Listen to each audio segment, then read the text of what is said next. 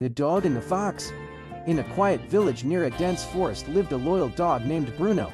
He belonged to a farmer and spent his days guarding the fields, chasing away birds and playing with children. Everyone trusted Bruno because he was honest and brave. One evening, while patrolling near the edge of the forest, Bruno heard a soft cry. Curious, he followed the sound and found a young fox trapped in a hunter's net. The fox trembled with fear when he saw the dog. "Please don't hurt me," the fox whispered.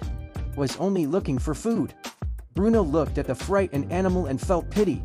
"I won't hurt you," he said gently. "Hold still, I'll help you." Using his teeth, Bruno carefully tore the net until the fox was free. The fox couldn't believe it. "Why did you help me?"